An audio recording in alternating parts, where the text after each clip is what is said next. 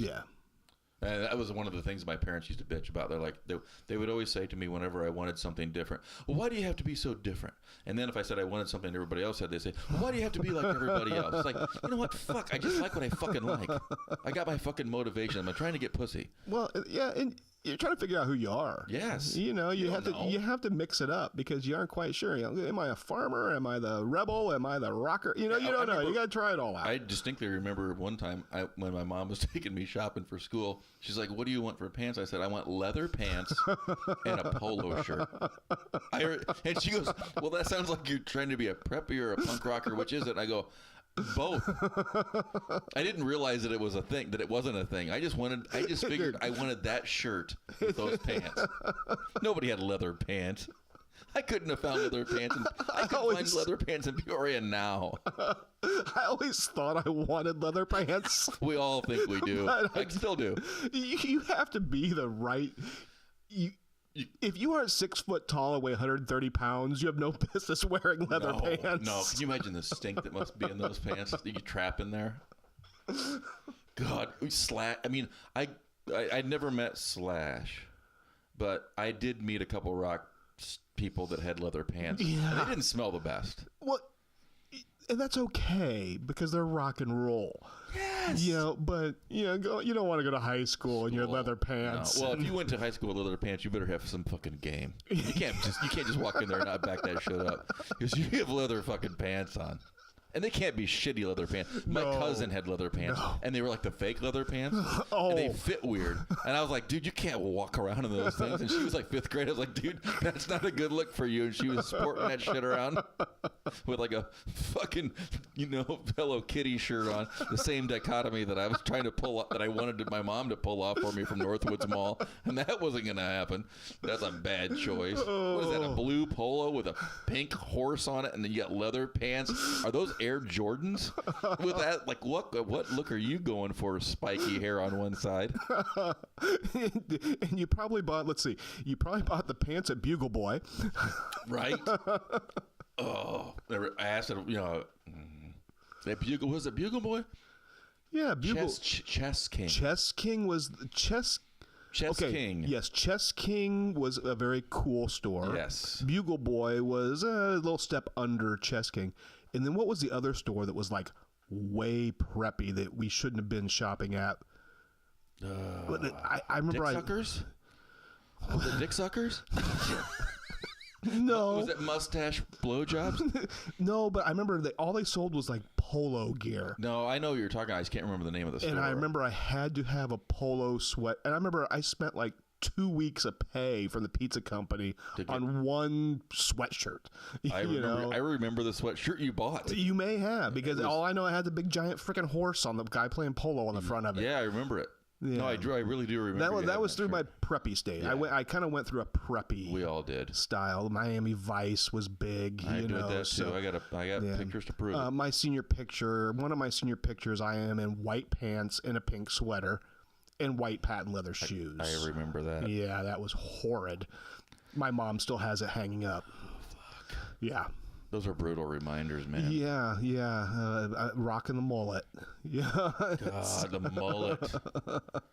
I wanted a mullet so bad when I didn't have a mullet. Oh, when I had a mullet, it was like, this is the best hair ever. Oh, I had an awesome mullet. I loved it. I had an ultimate mullet one time. I could actually tie my mullet under my neck. Yes, that's when you knew you had it right. That's when you knew you had it right, when you could pull it around and tie it under your neck. And then you got the one bangs over the eye mullet. I never had that. Oh, I had that. I know you had that. That was like the punky, corn chippy. Joe Williamson had the best, though, dude. He had the best. He was... For those of you who don't know Joe, he just shaved his whole head except for this front strip of hair where it just hung down straight over his face, about 3 inches wide.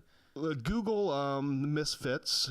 Yes. Yeah. Well, yeah. It was, what's his face? The muscle... I can't think of his name right now. I can't think of anybody's name. I know. That's horrible. How could I not remember his name? I don't remember names. Sam Hain. Yeah.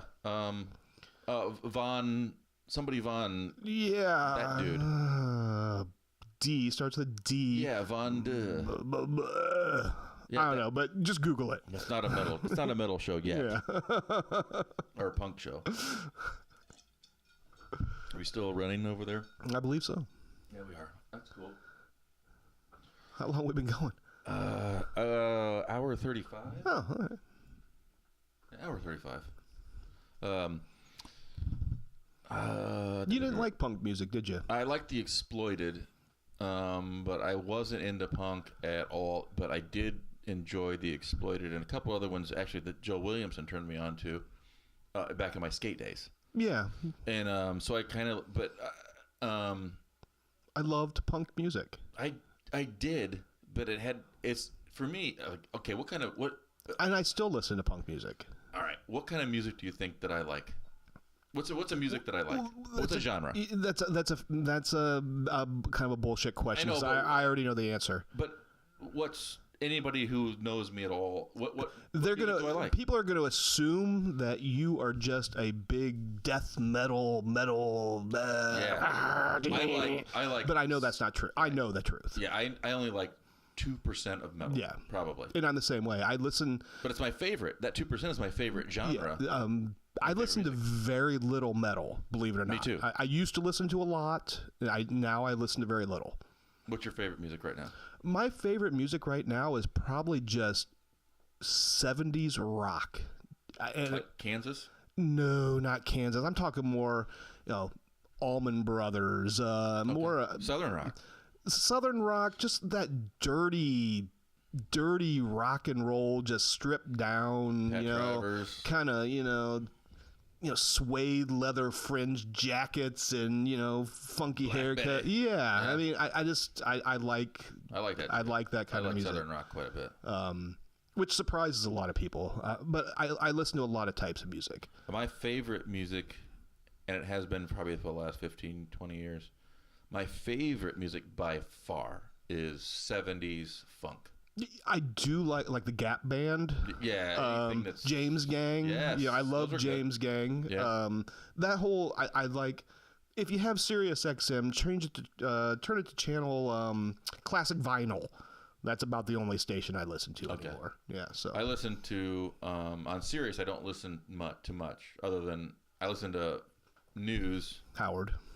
I don't listen to Howard much anymore. I don't listen to Howard much anymore either. I'm a huge Howard fan, but the last 4 or 5 years I've kind of not been. I'm a huge Howard fan before he got yeah.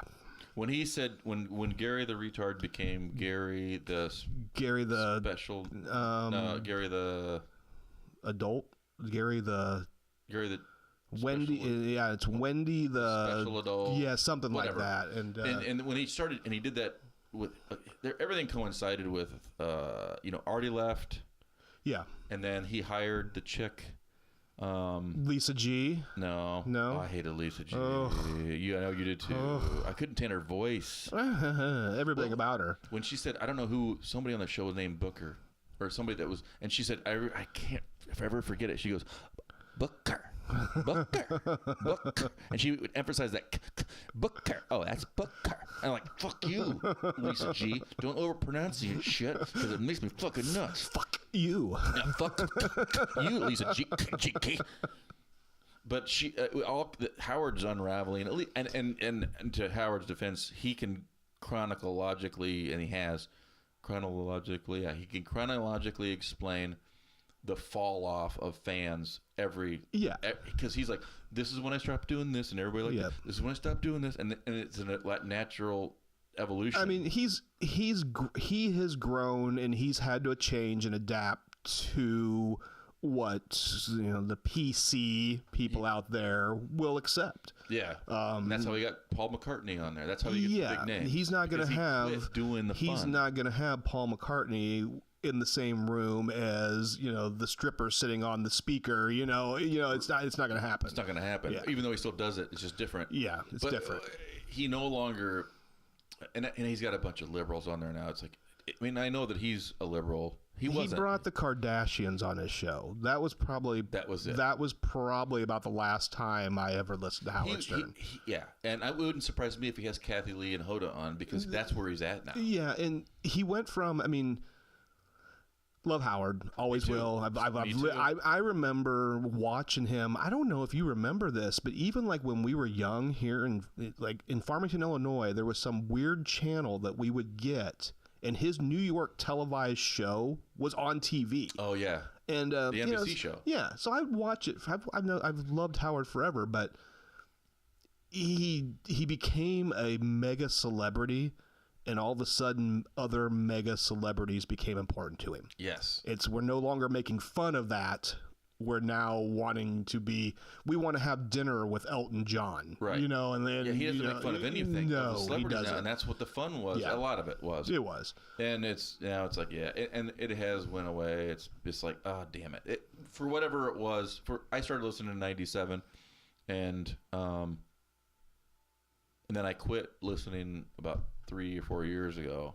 I just couldn't take it anymore. Yeah, it got old. It was the same thing. It was more just interviewing celebrities, right? Than it was anything else. And when I do listen, I'm really listening for to see what Sal, what prank calls, Christie's gonna do, or anything like that. I'm more interested in that. As soon as Howard's the best interviewer in the world. He is. So no matter who you get, it's good. Lady Gaga's interview was fantastic. The last 2 of them, I only heard 2 of them. I like Lady Gaga. I'm not gonna lie. I don't know anything about her music, or her singing. I guess I don't, because she probably doesn't write music.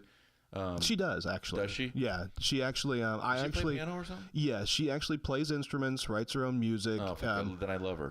She has a very good documentary on Netflix. Really? That's called like 5 foot, because she's only like 5 foot tall, so it's like something to do with that. But it's actually, I like her now. It's she's a little dramatic.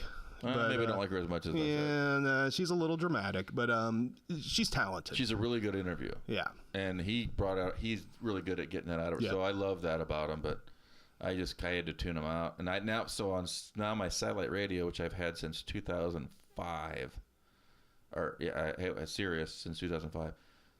I listen to it. It's a background for me, but I listen to YouTube and Pandora on my phone, plugged through my stereo in my car, because I drive like 40,000 miles a year. Yeah. That's my jam now, because I don't want the metal station sucks. They do, because it's all the same. There's a band called Zeal and Ardor or something like that. It's not even metal. Yeah. And they're playing it all the time. And the thing about it, they talk about like I listen to classic vinyl a lot, but I can listen to it daily, and it's the same songs recycled over and over and over. You need deep tracks. Have you listened to deep tracks? Deep tracks I like, but I don't get into that much. And that's where I heard Queen's Dragon Attack. Yeah, you hear some. That's what it is. It's obscure stuff. Yeah, but, a track I'd never heard. And I'm like, and I listened to it. I have an hour rewind on it, right? Yep. I listened to it until I had no more rewind. Yeah.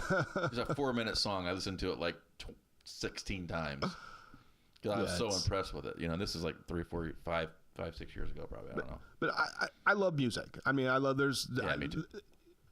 I like tons of different kinds of music. You're a big Beastie Boys guy. I am a huge Beastie Boys fan. And I don't like rap at all, so I don't understand that. And I understand that. I don't know why. It's just they hit me at a time where, Brad Boogus too. 84, 85. It was just, they came out. I remember I was watching the movie. It was like that time of your life where you're trying to figure out who you are. So I'm watching on HBO one night the movie Crush Groove, because I guess I wanted to be a break dancer. That was what I was going to be that year. I'm surprised you didn't. Yeah, I tried, but I just couldn't. I'm not limber enough and stuff like that. I just couldn't do it. But the Beastie Boys had like a 5-second clip in that movie, and as soon as I saw them, I'm like, I have to know who these people are. I don't know what it was about them. How do you know about that in 1985 to figure out who the people are? Well, right after that, their first album came out. So you just found it. So I just, their first album came out, then they blew up on MTV. Was that Licensed to Ill? Okay. Yes, and Brad Boogus was like, I've been the biggest fan. I mean, I've seen him in concert. I cried the day Adam Yauch died. I mean, I've read their book. I have all their stuff. You're a fan. You're a fan. Huge fan of them. Yeah. And they kind of, it was weird because they kind of grew with me. That's not weird. It's like, that's cool. I mean, they came out and they were like these rowdy, partying, drunk. I saw their first video they ever made, like a month ago. Yeah, and what's funny is when you read their book, you realize that was everything they were against, but it was what was making them famous. You know, the whole frat boy, drink beer, talk about women. That's not how they were. It was just what they were perceived as, and so that's what they became. And their second album come out, and you could tell they're growing up, and it just they kind of grew up with you. Right. So it's like their music kind of grew up as I did. So. No, that's cool. Yeah. No, I get that. I mean, I know you and Brad. And they're also punk rockers. They started as a punk rock band. They did, yeah. So and they have instrumental albums and albums out that just it's all playing instruments. So. Really? Oh yeah, they do. Usually when you'd see them in concert, half their show was the rapping, and half the show was them on drums, bass, guitar. Really? Yeah. I didn't know that. The first time the most I've listened to them was recently, which was I just watched the entire first video they ever did. Which would have been where they kind of showed up in a basement one by one. Yeah, that would be past the mic maybe, but okay. I know which one you're talking about. And I'd never seen a video for them other than the first or their hit, which was "You Gotta Fight for Your Right to Party." Yeah, and they hated that song. Of course they did. They wouldn't even do that song in concert. It's their "Sweet Child of Mine." Yeah. I get it. Yeah. And so I was like, oh, I mean, you gotta fight. Blah, blah. Yeah, it was silly. I identified with. And so that was the only song I ever knew, because after that, whenever I listened to anything else, I think you probably played it for me, and I was like, I don't like this because it's rap. Yeah. So I was like, I don't give a shit about that. But I remember, obviously, Fight for Your Right to Get a Party. That's great. And Brad Bigus used to play it on because he would pick me up sometimes and take me when I was a freshman, get me to school. And he would be playing it, but so I kind of got it because I hate rap. It wasn't your thing. It wasn't my thing. I get it. But I loved Houdini before that. 5 minutes of funk. This ain't no junk. Put your bottom off the free stump. Yeah. Yeah, all that. Playing basketball. Yeah, it's like Curtis Blow. Yeah, basketball is my favorite sport. I like the way they dribble up and down the court. I like slam dunk. You take it to the hoop. My favorite play is the alley hoop. Out at night. Yeah. The freaks come out at night. Freaks come out. Yeah. Do you remember? Okay. All right. Do you remember the song This Way? The freaks come out at night. The freaks come out at night. The freaks come out at... The freaks come out. That's Freaks Come Out at Night by Houdini. The freaks they didn't do it. I heard a version where they didn't do it. Oh, they must have remixed it and took it out. That's the best part. I know. Freaks come out. The freaks come out. Yeah. I remember it. I remember at John Kirsch's house. Why do you have to get close to the microphone when you do that? It's like, the freaks come out. The freaks come out. I remember it was like 97, and I was over at John Kirsch. A bunch of us were at John's Kirsch's house. There it was by the Kitchen Cook factory there. Yeah. And I got a lot of stories about that house. Oh yeah, me too. It was like a Sunday at 11 a.m. Everybody's hungover. We're hanging out there, and Paul Blackhurst comes over, and he's standing there in the doorway. He's got somewhere to go, but he's standing in the doorway. We're talking, and I said something about somebody said something about Houdini, and I knew that fucking album from. Oh yeah, that was a classic. But it had been like 5 years since I heard it, or 3 years, whatever. And I started fucking Paul and I did the whole we did 3 songs. We just sit there and did it, and we were like, because we knew it. It was like that's a lot of people didn't know that, but we knew it. We did the whole thing. I think that was the thing that I hated, believe it or not, in the 80s, that mid 80s, I hated hair metal. I hated it. I hated, I liked old Motley Crue, like their first stuff. But then, like Rat and all these bands. The first Rat albums were all right. I didn't like it. I couldn't get into it. So I started listening to Metallica. Well, Metallica and rap. Oh, Metallica. Like old school hip hop. I'm listening to Houdini and Grandmaster Flash. I would listen to rap today if my only other option was fucking hair metal. Yeah, I wrote this. This is funny. I put this on Facebook one day, but I remember riding my bicycle to the Ben Franklin store Oh, yes. And asking, at that time, it was cassettes. Yes. You know, and you could order cassettes. If they didn't have it, they had a big giant book. Yes. That they could order out of. It was so cool. Yes. And I tried to order Africa Bambaataa from the Ben Franklin in Farmington. What's Africa Bambaataa? It was a old school hip hop. Africa Bambaataa, the Soul Sonic Force. I love the In name. the Zulu Nation, depending on which time period. And he couldn't find it. And I remember I was heartbroken. And my mom had to take me to Peoria so I could go to like JR's or Co-op. It was in the mall. Music Land, JR's Music Land or whatever. Yes. And they had to order me the Africa Bambaataa tape. Yes. And then you got it, though. Oh, I got it. It took like 2 weeks to get it in, but you yeah. got it. Yeah, I got it. That's pretty cool. Loved it.